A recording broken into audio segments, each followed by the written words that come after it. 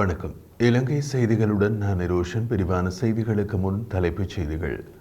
மட்டக்களப்பு மாவட்டத்தில் ஜனாதிபதியால் காணி உறுதிகள், ஆசிரியர் நியமனங்கள் வழங்கி வைப்பு.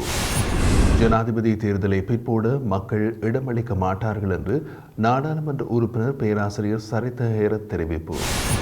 திருகோணமலையை பிரதான பொருளாதார மையமாக அபிவிருத்தி செய்வதற்கு தீர்மானம், ஜனாதிபதி அறிவிப்பு. தொடர்வது விரிவான செய்திகள். நாட்டு மக்களுக்கு உரிமைகளை வழங்குவதே தனது பிரதான நோக்கம் என்றும் ஜனாதிபதி ரணில் விக்ரமசிங்க தெரிவித்தார்.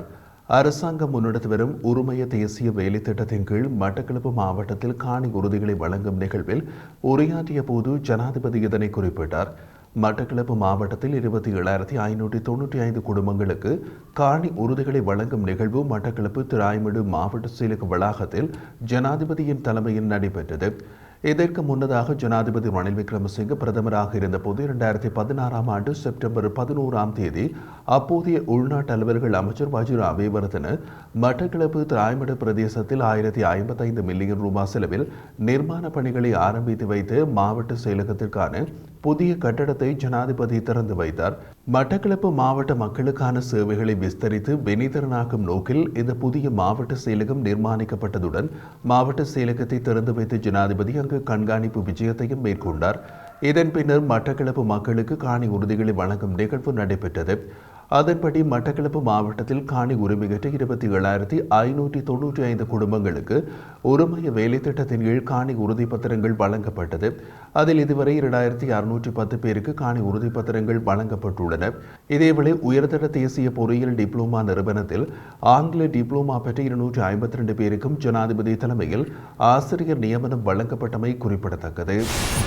ஜனாதிபதி தேர்தலை பிற்போடுவதற்கான அனைத்து முயற்சிகளையும் தற்போதைய ஜனாதிபதி மேற்கொண்டு வருகிறார் என்றும், ஆனால் மக்கள் அதற்கு இடமளிக்க மாட்டார்கள் என்றும் நாடாளுமன்ற உறுப்பினர் பேராசிரியர் சரித ஹேரத் தெரிவித்துள்ளார். அத்தோடு தேர்தலை பிற்போடும் நடவடிக்கைக்கு எதிராக பாரிய போராட்டத்தை முன்னெடுக்க உள்ளதாகவும் அவர் தெரிவித்தார். கொழும்பில் இடம்பெற்றிருந்த ஊடகவியலாள சந்திப்பின் போது அவர் இந்த விடயத்தை குறிப்பிட்டுள்ளார். ஜூலை 17 பின்னர் தேர்தல் தொடர்பான அறிவிப்பினை வெளியிடும் அதிகாரம் தேர்தல் ஆணைக்குழுவுக்கு கிடைத்துவிடும்.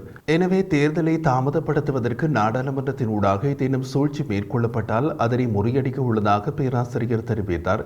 நடைபெறவுள்ள ஜனாதிபதி தேர்தலுடன் இந்த நாட்டில் ஆட்சி மாற்றம் ஏற்படும் என்பதோடு எதிர்வரும் 3 மாதங்களில் அரசியல் ரீதியில் பாரிய மாற்றம் நிகழும் என்றும் நாடாளுமன்ற உறுப்பினர் சரித ஹேரத் தெரிவித்தார். திருகோணமலையை பிரதான பொருளாதார மையமாக அபிவிருத்தி செய்ய தீர்மானித்துள்ளதாக ஜனாதிபதி ரணில் விக்ரமசிங்க தெரிவித்துள்ளார். மட்டக்களப்பில் இடம்பெற்ற காணி உரிமை வழங்கும் நிகழ்வில் கலந்து கொண்டு அவர் இதனை குறிப்பிட்டிருந்தார். அண்மையில் இந்திய வெளிவிவகார அமைச்சர் இலங்கை வந்தபோது அதற்கு இந்தியாவின் ஆதரவை பெறுவது குறித்து விரிவான கலந்துரையாடல் இடம்பெற்ற நிலையில் விவசாய நவீனமயமாக்கல் திட்டத்தின் கீழ் இந்த பகுதிகளில் பாரியளவான விவசாய செயற்பாடுகளை ஆரம்பிக்க திட்டமிட்டுள்ளோம். மட்டக்களப்பு மற்றும் திருகோணமலையில் அபிவிருத்தி செய்யப்படாத மகாபலி காணிகளை அபிவிருத்தி செய்யும் வேலை திட்டமும் விரைவில் ஆரம்பிக்கப்படுவதோடு வெறுகலாறு முதல் அருகம்பை வரையில் சுற்றுலாத்துறையை மேம்படுத்தவும் திட்டமிடப்பட்டுள்ளது. அத்துடன் மட்டக்களப்பு கோட்டையினை தொல்பொருள் திணைக்களத்தின் கீழ் சுற்றுலாத்துறைக்காக அபிவிருத்தி செய்ய எதிர்பார்க்கப்படுகிறது. இந்த ஆண்டு பொருளாதார மாற்ற சட்டம் நிறைவேற்றப்பட்டதன் பின்னர் பாரிய பணிகள் இங்கு செயற்படுத்தப்பட உள்ளன. அதன்படி திருகோணமலையை பிரதான ஏற்றுமதி பொருளாதார மையமாக மாற்ற முடியும். கிழக்கு பல்கலைக்கழகம் மற்றும் தென்கிழக்கு பல்கலைக்கழகம் ஆகிய இரண்டும் இங்கு அமைந்துள்ளதால் இந்த பிரதேசத்தில் கல்வியை மேலும் மேம்படுத்த திட்டமிட்டுள்ள அதே நேரம் தொழில் கல்வித்துறையின் சீர்திருத்தத்தின் மூலம் அதிகளவான இளைஞர்களுக்கு தொழில் பயிற்சி வாய்ப்புகளையும் வழங்க முடியும். நாட்டில் வேலையில்லா திண்டாட்டத்தை பாரிய பிரச்சனையாக மாறிவிட்டதற்கேற்ப புதிய அபிவிருத்தி திட்டத்தின் மூலம் இளைஞர்களுக்கு வேலைவாய்ப்புகளை உருவாக்க வேண்டும் என்றும் ரணில் விக்ரமசிங்க தெரிவித்துள்ளார். எதிர்வரும் ஜனாதிபதி தேர்தலில் ஜனாதிபதி ரணில் விக்ரமசிங்கவுக்கு தமது கட்சி ஆதரவளிக்க உள்ளதாக தமிழ் மக்கள் விடுதலை புலிகள் கட்சியின் தலைவரும் ராஜாங்க அமைச்சருமான பிள்ளையான் என்று அறியப்படும் சிவனேசத்துறை சந்திரகாந்தன் தெரிவித்தார். ஜனாதிபதி ரணில் விக்ரமசிங்க மற்றும் தமிழ் மக்கள் விடுதலை புலிகள் கட்சியின் தலைவர் சிவனேசத்துறை சந்திரகாந்தன் உள்ளிட்ட கட்சி உறுப்பினர்களுக்கு இடையிலான சந்திப்பு ஒன்று மட்டக்களப்பில் உள்ள கட்சி தலைமையகத்தில் இடம்பெற்றது. கிழக்கு மாகாணத்தை அபிவிருத்தி செய்யும் ஜனாதிபதி ரணில் விக்ரமசிங்கவின் திட்டத்திற்கு ஆதரவு வழங்கினால் மண்ணை நம்பி வாழும் கிழக்கு மக்களுக்கு சொந்த காலில் நிற்கும் வாய்ப்பு கிடைக்கும் என்று சிவனேசத்துறை சந்திரகாந்தன் இதன் போது தெரிவித்தார். இதேவேளை நாட்டின் பொருளாதாரத்தை கட்டியெழுப்புவதோடு இனப்பிரச்சினைக்கு நிரந்தர தீர்வு வழங்கப்படும் எனவும் அதற்காக அனைவரும் ஒன்றிணைய வேண்டும் எனவும் ஜனாதிபதி ரணில் விக்ரமசிங்க தெரிவித்தார்.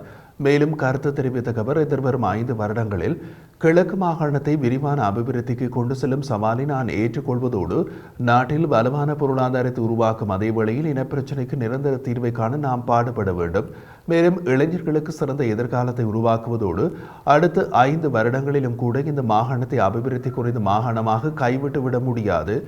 எனவே கிழக்கு மாகாணத்தை அபிவிருத்தி செய்வதற்கு தேவையான வேலை திட்டத்தை உடனடியாக நடைமுறைப்படுத்த வேண்டும். அதன்போது மக்களின் வருமான நிலையை உயர்த்த வேண்டும். மேலும் இந்த பகுதிகளுக்கு புதிய தொழில்களையும் முதலீடுகளையும் கொண்டுவர நடவடிக்கை எடுத்து வருவதோடு விவசாய நவீனமயமாக்கல் திட்டத்தால் புதிய நிலம் விளைச்சலுக்கு பயன்படுத்தப்படுகிறது. இதன் மூலம் மக்கள் பெருமளவு வருமானம் ஈட்ட முடியும். மேலும் இந்த பகுதியில் சுற்றுலாத்துறையை மேம்படுத்த முடியும். ஹெகுரகோட விமான நிலையம் அபிவிருத்தி செய்யப்படுவதன் மூலம் திருகோணமலை, மட்டக்களப்பு, பொலன்னறுவை, தம்புள்ளை, அனுராதபுரம் ஆகிய பிரதேச மக்களும் நன்மை அடைவார்கள். எனினும் மட்டக்களப்பு விமான நிலையமும் அபிவிருத்தி செய்யப்பட வேண்டும். இந்த சவாலை நாம் ஏற்று அதனை வென்று கிழக்கு மாகாணத்தை அபிவிருத்தியடைந்த மாகாணமாக மாற்றுவதற்கு நாம் செயற்பட்டு வருகின்றோம். மேலும் இனப்பிரச்சனையை இனியும் இழுத்தடிக்க வேண்டிய அவசியமில்லை. அதனை விரைவாக தீர்ப்பதற்கு நாம் அனைவரும் ஒன்றிணைந்து செயற்பட வேண்டும் என்று தெரிவித்தார். ஜனாதிபதி தேர்தலில் பிரதான கட்சிகள் ஒன்றிணைந்து உருவாக்கும் கூட்டணியில் பொது வேட்பாளராக போட்டியிட உள்ளதாகவும் தேர்தல் குறித்த அறிவிப்புக்கு பின்னர் மேலும் சாதகமான பல மாற்றங்கள் தேசிய அரசியலில் இடம்பெறும் என்றும் ஜனாதிபதி ரணில் விக்ரமசிங்கே குறிப்பிட்டுள்ளார். இலங்கைக்கு விஜயம் மேற்கொண்டிருந்த இந்திய வெளிவிவகார அமைச்சர் எஸ் ஜெய்சங்கருக்கும் ஜனாதிபதிக்கும் இடையில் விசேட பிரத்யேக சந்திப்பொன்று இடம்பெற்றது. இதன்போது அவர் மேற்கண்டவாறு தெரிவித்துள்ளார். இதேவேளை எதிர்வரும் 26ஆம் தேதி புதன்கிழமை நாட்டு மக்களுக்கு விசேட உரை நிகழ்த்தவுள்ள ஜனாதிபதி ரணில் விக்ரமசிங்கே நாட்டின் பொருளாதார சாதக தன்மைகள் குறித்து தெளிவுபடுத்த உள்ளார். இதன்போது ஜனாதிபதி தேர்தல் தொடர்பிலும் பெரும்பாலும் கூறப்படலாம் என்று எதிர்பார்க்கப்படுகிறது. பிரதமர் மோடியின் பதவியேற்பு நிகழ்வில் கலந்து கொண்டு ஜனாதிபதி ரணில் விக்ரமசிங்கவை டெல்லியில் சந்தித்து வழங்கிய உறுதிமொழியின் பிரகாரம் எஸ் ஜெய்சங்கர் வெளிவிவகார அமைச்சராக பதவியேற்று முதலாவது விஜயமாக கடந்த வியாழக்கிழமை கொழும்பை வந்தடைந்தார். இதன்போது ஜனாதிபதி ரணில் விக்ரமசிங்கே மற்றும் பிரதமர் உட்பட அரசாங்கத்தின் முக்கியஸ்தர்களை ராஜதந்திர வழிமுறைக்கு அமைய சந்தித்து கலந்துரையாடியதோடு எதிர்க்கட்சித் தலைவர் சஜித் பிரேமதாச உட்பட வடக்கு கிழக்கு மற்றும் மலையகத்தை பிரதிநிதித்துவம் செய்கின்ற தமிழ் அரசியல் பிரதிநிதிகளையும் சந்தித்திருந்தார். இவ்வாறான நிலையில் இருதரப்பு கலந்துரையாடலுக்கு அப்பால் ஜனாதிபதி ரணில் விக்ரமசிங்கே மற்றும் இந்திய வெளிவிவகார அமைச்சர் எஸ் ஜெய்சங்கர் ஆகிய இருவருக்கும் இடையில் மாத்திரம் பிரத்யேகமான விசேட சந்திப்பொன்றும் இடம்பெற்றுள்ளது. இதன்போது உத்தேச தேர்தல்கள் மற்றும் நாட்டின் அரசியல் பொருளாதார ஸ்திரத்தன்மைக்கான முன்னெடுப்புகள் உள்ளிட்ட பல விடயங்கள் குறித்து பேசப்பட்டுள்ளது. குறிப்பாக உத்தேச ஜனாதிபதி தேர்தலை இலக்கு வைத்து உருவாக்கப்படும் கூட்டணியின் முன்னேற்றங்கள் குறித்து இந்திய வெளிவிவகார அமைச்சர் ஜெய்சங்கர் வினவியுள்ளார்.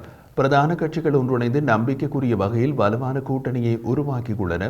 அந்த கூட்டணியின் பொது வேட்பாளராக தான் போட்டியிட உள்ளதாக ஜனாதிபதி இந்த சந்திப்பின் போது இந்திய வெளிவிவகார அமைச்சரிடம் குறிப்பிட்டுள்ளதுடன் ஜனாதிபதி தேர்தல் தொடர்பில் உத்தியோகபூர்வ அறிவிப்புடன் மேலும் சாதகமான பல மாற்றங்கள் ஏற்படும் என்றும் தெரிவித்தார்.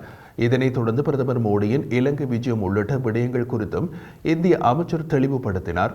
இவ்வாறான நிலையில் எதிர்வரும் 26ஆம் தேதி புதன்கிழமை ஜனாதிபதி ரணில் விக்ரமசிங்கே நாட்டு மக்களுக்கு விசேட அறிவிப்பொன்றை விடுக்க உள்ளார்.